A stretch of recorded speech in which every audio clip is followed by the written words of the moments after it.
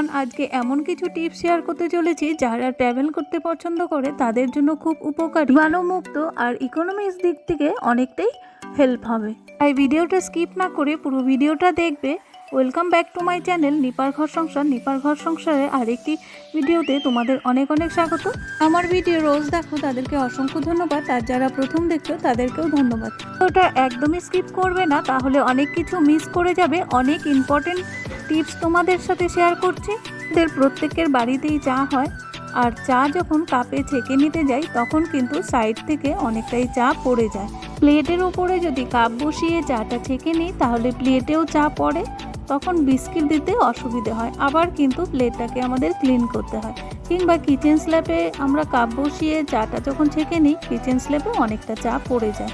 চাটা যখন শুকিয়ে যায় তখন কিন্তু সেখানে মাছি, মশা, আরশোলা এসে বসে, কিংবা বেশি শুকিয়ে গেলে সেটাকে ক্লিন করতে অনেকটা টাইম লেগে যায়। তো আমরা কি করতে পারি, একটা কিচেন টাওয়ালের উপরে চায়ের কাপ বসিয়ে যদি আমরা চাটা ছেঁকে নিই তাহলে কিচেন টাওয়ালের উপরে চাটা পড়বে, আর আমাদের কিচেন স্ল্যাবটাও নোংরা হবে না, প্লেটও নোংরা হবে না। তোমরা দেখতেই পেলে কিচেন টাওয়ালের উপরে অনেকটাই কিন্তু চা পড়েছে। যেই চাটা কিচেন টাওয়ালের উপরে পড়েছে সেটা কিন্তু অ্যাবজর্ব করে নিল, আর আমাদের কিন্তু ক্লিন করতে একদমই টাইম লাগবে না। শুধু কিচেন টাওয়ালটা আমাদের ধুয়ে দিলেই হয়ে যাবে। বিস্কিটটাও একদম শুকনো থাকবে। দেখতেই পেলে যতটা চা পড়েছিল সম্পূর্ণ চা কিন্তু অ্যাবজর্ব করে নিয়েছে কিচেন স্ল্যাবের মধ্যে, একটুকু নেই, আর মাছি মশাও বসবে না, আর আমরা রোগ জীবাণু থেকে মুক্ত থাকবো। এই কিচেন টাওয়ালটা ধুয়ে শুকিয়ে নিলেই আমাদের একদম পরিষ্কার থাকবে। এবার আমি চাটা খেয়ে নিই, তারপর নেক্সট টিপসে ফিরে আসছি। টিপসটি যদি ভালো লেগে থাকে তাহলে অবশ্যই অ্যাপ্লাই করবে। এই টিপসটি আমরা ফ্যামিলির প্রত্যেকেই যখন একসাথে ঘুরতে যাই তখন কিন্তু অনেক ছোট্ট ছোট্ট আমাদের প্যাকিং করতে হয়, আর ফ্যামিলির প্রত্যেকে একসাথে গেলে পেস্ট বা টুথব্রাশ আমাদের নিয়ে যেতে হয়। আর ফ্যামিলির প্রত্যেকে টুথব্রাশ যদি আমরা একসাথে নিয়ে যাই তাহলে একজনের জার্ম কিন্তু আরেকজনের লেগে যায়। তো আমরা ভিন্নভাবে নিয়ে যাব। আমাদের নিতে হবে একটা হ্যান্ড গ্লাভ। দেখবে প্লাস্টিকের অর্ডিনারি কতগুলো হ্যান্ড গ্লাভ পাওয়া যায়।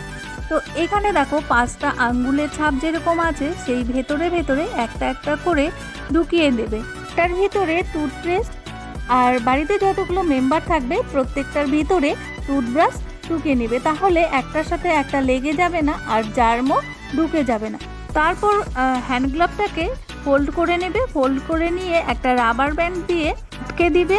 তারপর দেখবে আমাদের যে লাগেজ থাকবে তার পকেটে নিয়ে যেতে পারবে, তাহলে আর টুথব্রাশও হারাবে না, টুথপেস্টও হারাবে না, আর জীবাণুও লেগে যাবে না।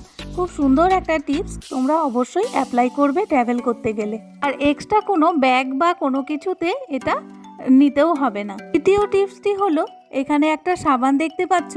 আমরা যখন ট্রেনে জার্নি করি কিংবা বাসে বা বড় বাচ্চারা যখন স্কুলে কলেজে যায় তখন কিন্তু আমাদের হ্যান্ড ওয়াশে খুব প্রয়োজন, কারণ ক্যান্টিনে অনেক সময় খাওয়া হয় কিংবা হোটেলে খাওয়া হয়, বা ট্রেনে যখন আমরা জার্নি করি সেখানে অনেক জানলা দরজা সেইগুলোতে কিন্তু আমরা হাত দিয়ে দিই।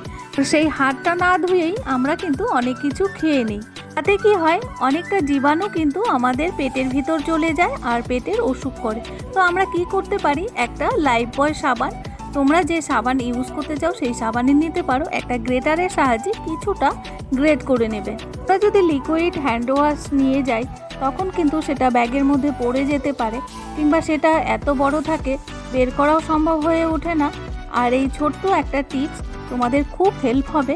এই যে গ্রেট করা সাবানটা, একটা টিস্যু পেপার নেবে বা যে কোনো খবরের কাগজ বা বাড়িতে যে কোনো পেপার থাকবে সেই পেপারগুলো নিবে, নিয়ে ছোট্ট ছোট্ট করে টুকরো করে নেবে। টিপসটা তোমরা স্কুল কলেজেও অ্যাপ্লাই করতে পারো, কেন কি না স্কুলের বেঞ্চ জানলা অনেক ধুলোবালি থাকে, আর আমরা হাত না ধুয়েই সেই হাত দিয়েই অনেক কিছু খেয়ে ফেলি। আমরা বাথরুমে যাই, টয়লেটে যাই, তখন কিন্তু আমাদের হাতটাকে ভালো করে ক্লিন করতে হয়। এবারে এই টিস্যু পেপার যে টুকরো করে নিলাম তার মধ্যে একটু করে গ্রেট করা সাবান দিয়ে যেরকম পুড়িয়া হয় সেরকম পুড়িয়ার মধ্যে ছোট ছোট প্যাকেট করে নেব। পুড়িয়া আমার রেডি হয়ে গেছে। তো এবার দেখো একটা ছোট ওয়ালেটের ভেতরে কিন্তু আমরা এগুলো হামেশাই নিয়ে যেতে পারছি, একদমই জায়গা লাগবে না আর অন্য কোনো লাগেজও লাগবে না। আর যখন আমাদের প্রয়োজন হবে তখনই আমরা ট্রেনে, বাসে, স্কুল, কলেজে হাত ধুয়ে নিতে পারবো। এটা অবশ্য বড় বাচ্চাদেরই দিতে হবে, ছোট বাচ্চারা এটা বুঝবে না। সেই জন্য 6, 7, 8, 9-এ যারা পড়ে কিংবা কলেজে পড়ে তাদের জন্যই এটা ইউজযোগ্য। তাই সাবান দিয়ে যে পুড়িয়াগুলো তৈরি করলাম, একটা পুড়িয়া দিয়ে আমি হাতটা ধুয়ে তোমাদের দেখাচ্ছি কত সুন্দর আর একদম ক্লিন হয়ে যাচ্ছে। তাহলে আমাদের বড় হ্যান্ড ওয়াশও নিতে হবে না আর সাবানও নিতে হবে না। সাবান যদি আমরা বড় নিয়ে যাই তাহলে সেটা ভিজে গেলে আবার রাখতে অসুবিধে, অনেক ঝামেলা হয়ে যায়। তো এইভাবে যদি আমরা সাবানের পুড়িয়া করে নিয়ে যাই তাহলে যে কোনো জায়গায় আমরা হাতটাকে ধুয়ে নিতে পারবো আর আমাদের পেটের ভিতরে কিন্তু জীবাণু ঢুকবে না। তাহলে এই টিপসটি অবশ্যই তোমরা অ্যাপ্লাই করবে যে কোনো জায়গাতেই। নাম্বার টিপসটি, এখন পুজো চলে এসছে, আমরা অনেক শপিং করব আর অনেক কিন্তু বড় বড় কানের ইমিটেশনের কিনবো। আর এই সমস্ত পরলে কিন্তু অনেকেরই কান পেকে যায় কিংবা ব্যথা করে। এই ব্যথাটা আর করবে না, কানও পাকবে না। যদি তোমরা কান পেকে যায় বা ব্যথা করে, তারা কি করবে, একটা রসুন নিবে আর সেই রসুনের মধ্যে কানের দুলগুলো 15 থেকে 30 মিনিটের মতো পরিয়ে রাখবে। তাহলে দেখবে নতুন কানের দুল কেনার পর পরলে পরে কান পাকবেও না আর ব্যথাও করবে না। কারণ এখন আমরা ফ্যাশনটা প্রত্যেকটা মানুষই করি, কেউ কম কেউ বেশি, কিন্তু ফ্যাশন আমাদের করতেই হবে, আমাদের সুস্থও থাকতে হবে। তো রসুনের দানাকে বের করে নেবে আর যে কানের দুলটা নতুন কিনে নিয়ে এসছো সেই কানের দুলটাকে পরিয়ে রাখবে রসুনের মধ্যে। তাহলে আর কোনো প্রবলেমই হবে না, খুব সুন্দরভাবে তোমরা পুজোতে সাজুগুজু করতে পারবে আর তোমাদের দেখতে খুব সুন্দর লাগবে। আমার মনে হয় যে সমস্ত মেয়ে বউদের কান পেকে যায় বড় বড় কানের দুল পরলে, তাদের প্রত্যেকেই এই ছোট্ট টিপসটা অ্যাপ্লাই করে একবার হলেও দেখতে পারো, তা উপকৃত হও। আমি যেভাবে করলাম, একটা রসুনের দানা নিয়ে সেই রসুনের ভেতরে কানের দুলগুলো পুড়িয়ে রাখলাম, এইভাবে তোমরাও রাখতে পারো। গোটা রসুনেও তোমরা এই কানের দুলগুলো পুড়িয়ে অ্যাপ্লাই করতে পারো। তাহলে যাদের কান পেকে যায় বা কান ব্যথা করে তারা অবশ্যই এই টিপসটি দেখবে আর অ্যাপ্লাই করবে আর পুজোতে খুব এনজয় করবে। 5 নাম্বার টিপসটি হলো, আমরা মেয়ে বউরা প্রত্যেকেই কিন্তু টিপ পরি আর টিপটা যখন শেষ হয়ে যায় টিপের পাতাটা কিন্তু আমরা ডাস্টবিনে ফেলে দিই। এই টিপের পাতা দিয়ে অনেক বড় প্রবলেম সলভ হয়ে যায়। তোমরা এই টিপের পাতাটা ফেলে না দিয়ে অনেক বড় কাজে লাগাতে পারো।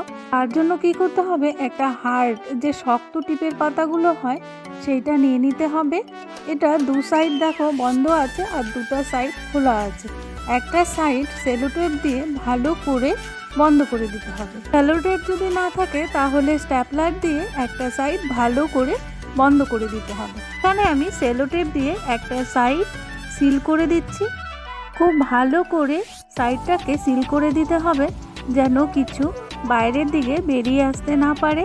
আমরা যখন বাইরে ঘুরতে যাই, ট্রাভেল করতে যাই, তখন আমাদের কিন্তু যে আইডেন্টি কার্ডগুলো আছে সেইগুলো নিয়ে যেতে হয়। আর সেইগুলো যদি এমনি খোলা ওয়ালেটের ভেতরে রেখে দেওয়া যায়, হয়তো কোনো কিছু বের করার সময় পড়ে যায়, হারিয়ে যায়, তখন কিন্তু অনেক প্রবলেমে পড়তে হয়। ভালো করে সিল করা হয়ে গেছে সেলোটেপ দিয়ে।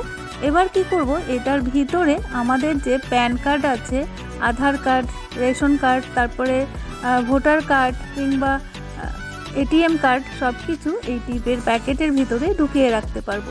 এটা কিন্তু আর পড়ে যাবে না, একদম সেফ থাকবে।